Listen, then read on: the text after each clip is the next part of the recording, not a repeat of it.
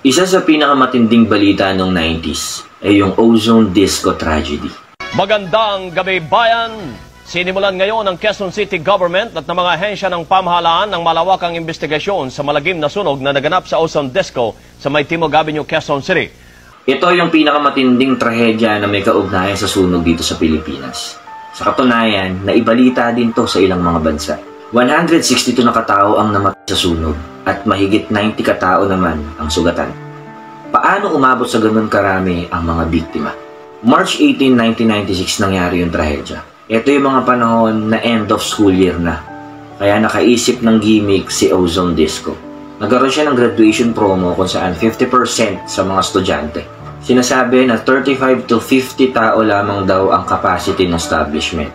Pero nung gabing yon, umabot ng mahigit 350 yung mga naging customer. Base sa ilang mga survivor, ay sobrang chaotic at crowded daw nung diskuhan nung gabi na yon. At may ilang mga nakapansin ng spark sa kisame malapit dun sa booth ng DJ na malapit sa CR at sa kitchen. Pero hindi nila to masyadong pinansin dahil akala nila ay parte to ng kasiyahan. Kumbaga, effects lang yun ng stage. Pero maya-maya ay napansin na nila na yung spark na nakita nila ay may kasama ng usok. Hanggang sa kumalat na ang apoy at umalingaw-ngaw na ang sigawan ng mga tao. Sa sobrang dami nga ng mga tao nun ay nagkaroon ng stampede.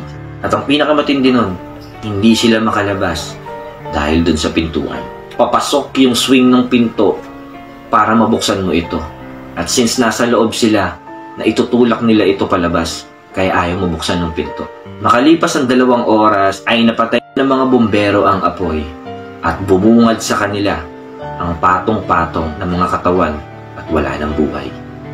Karamihan sa mga katawan na nakita ay hindi na makilala dahil sobrang pagkasunog. Base sa investigasyon ay nagkaroon ng kapabayaan ng may-ari ng Ozone Disco kaya nangyari itong trahedya na to.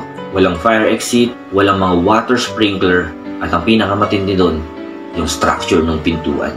Hindi ko makakalimutan tong balita na to kasi halos araw-araw ay mapapanood mo siya sa TV. Makalipas ang ilang buwan o taon ay may napanood pa akong isang interview ng isang survivor nila. Kung hindi ako nagkakamali, sa Mel and Jay yun. Segment yun sa Channel 7 tuwing linggo.